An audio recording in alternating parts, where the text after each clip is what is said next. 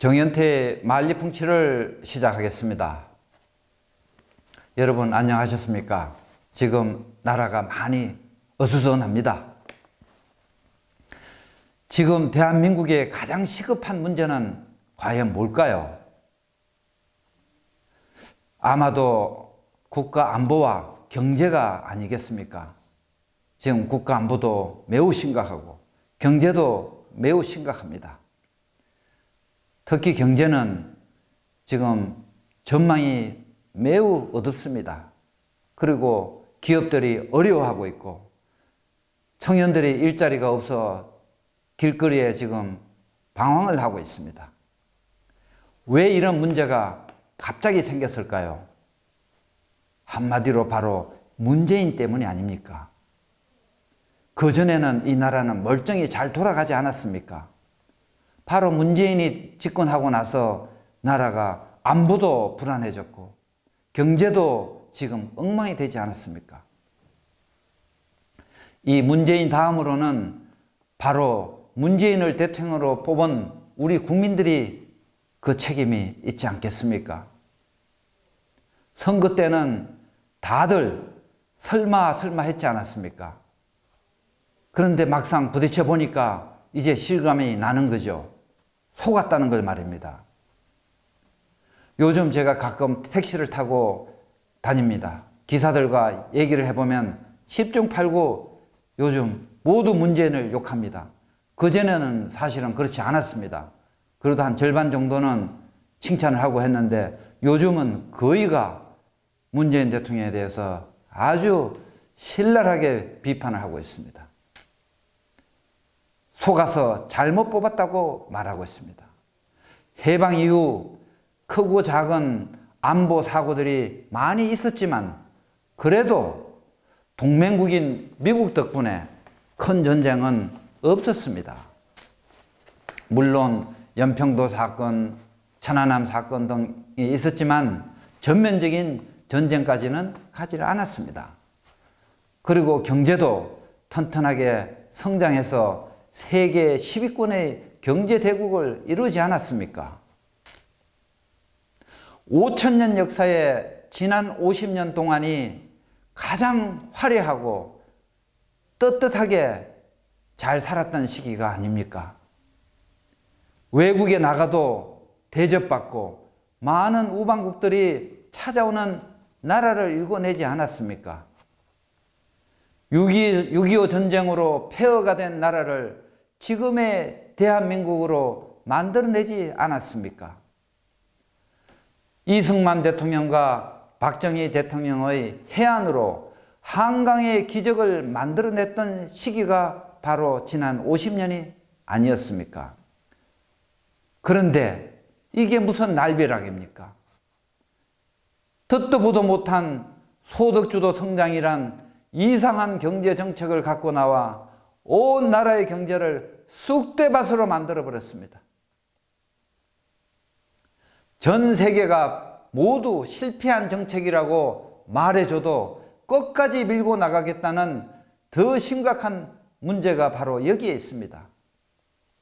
이 얘기는 이 나라의 경제가 곤두박질 쳐서 내려가고 있으나 회복될 가능성이 전혀 없다는 의미입니다. 베네수엘라처럼 되고 나서도 끝까지 고집해 나갈 집단이 바로 이들 좌파 세력들입니다. 국가 안보는 또 어떻습니까? 북한의 핵 개발이 되었어도 한미동맹으로 잘 지켜온 나라가 아닙니까? 문재인의 대북 경제 지원과 외교적 지원만 없었더라면 북한의 비핵화는 진작 해결되었을 겁니다. 미국의 북폭 위협으로 김정은의 백기투항을 했을 겁니다.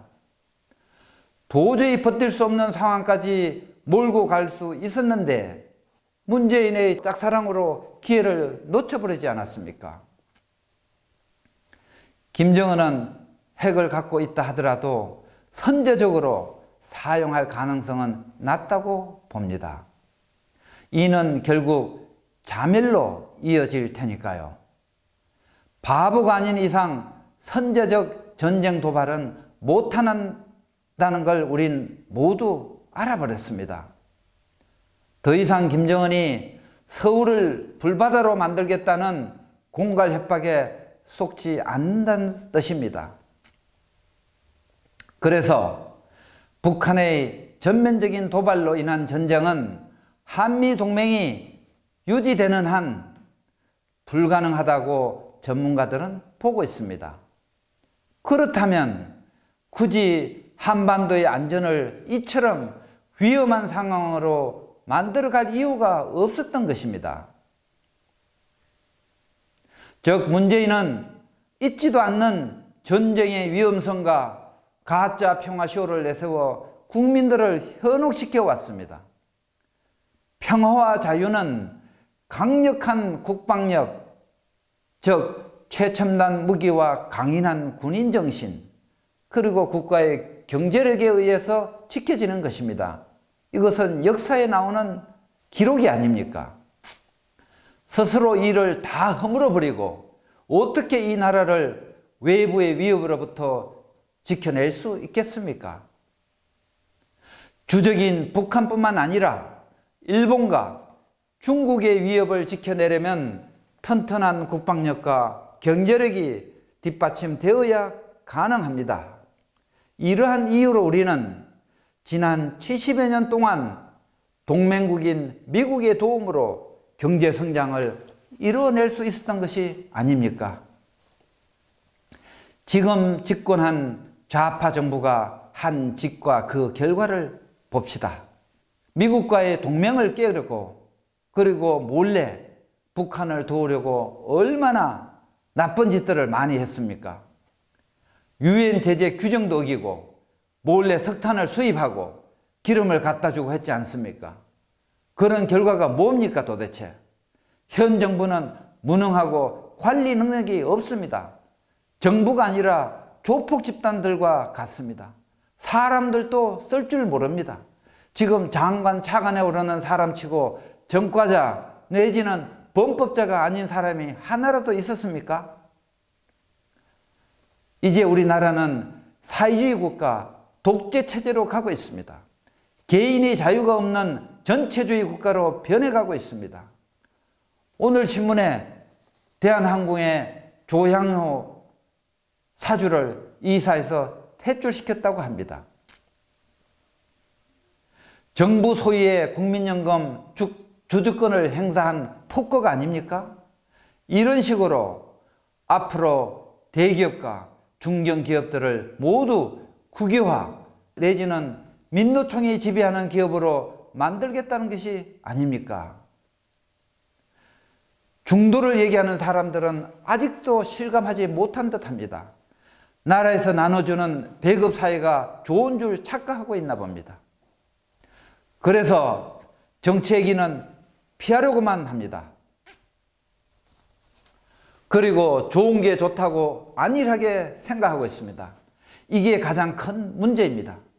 우리 인구의 절반이 이런 부류의 중도적인 생각을 갖고 있습니다. 우리나라 인구가 5,200만 명에 달합니다. 그 중에 19세 이상 유권자들은 4,186만 명이라고 합니다. 이들 중에 25% 정도는 좌파 성향이고 25% 정도는 우파 성향의 국민들이라고 합니다.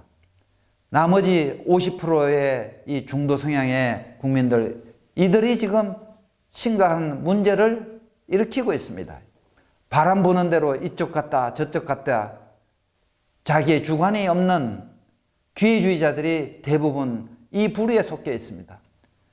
그래서 선거 때마다 거짓 선동에 속아서 잘못된 선택을 해왔습니다. 지금의 우리 국민이나 1910년 한일 병합 때 국민들이나 하나도 달라진 게 없습니다. 1905년 이미 5년 전입니다. 한일 합방 되기 전. 5년 전에 이미 조선은 일본의 을사늑약을 통해 외교권을 박탈당해 버렸습니다. 그래서 외국 대표들과 공식적인 접촉도 할 수 없었습니다.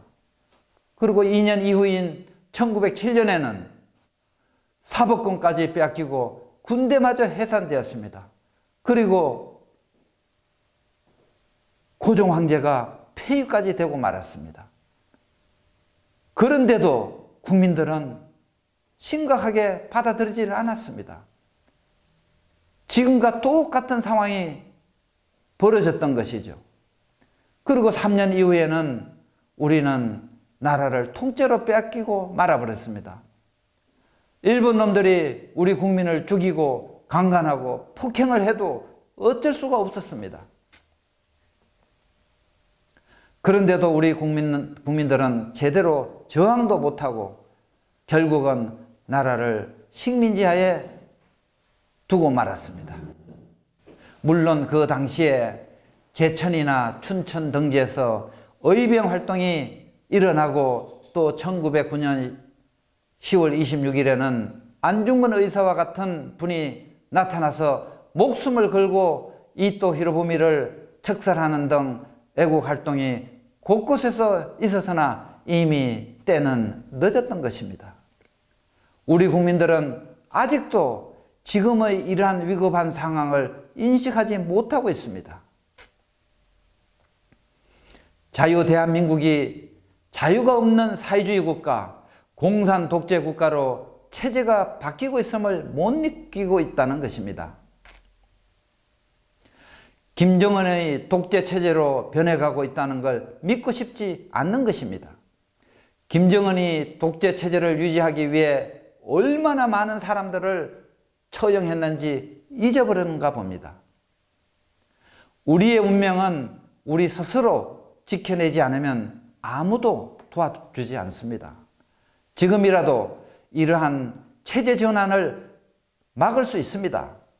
선거에서 좌파 범죄자, 전과자, 그리고 운동권 출신들을 뽑지 말아야 합니다. 이들이 결국 이 나라를 이 지경으로 만들지 않았습니까? 지금 우리는 좌와 우, 자유진영과 반자유진영이 목숨을 걸고 전쟁을 하고 있는 것입니다. 꼭 총과 대포를 들고 나와서 다투는 것이 전쟁이 아닙니다. 지금 우리는 체제 전쟁을 하고 있는 것입니다. 공존이 아니라 한쪽만이 살아남는 게임을 하고 있는 것입니다. 한 번은 속을 수 있습니다. 그러나 두 번은 속지 말아야 할 것 아닙니까? 우리 모두가 애국심을 갖고 있어야 이 나라도 지키고 나의 자유와 평화를 유지해낼 수 있습니다. 자유 대한민국이 승리하는 그날을 기다리면서 정현태의 만리풍치는 오늘 여기서 마치겠습니다. 감사합니다.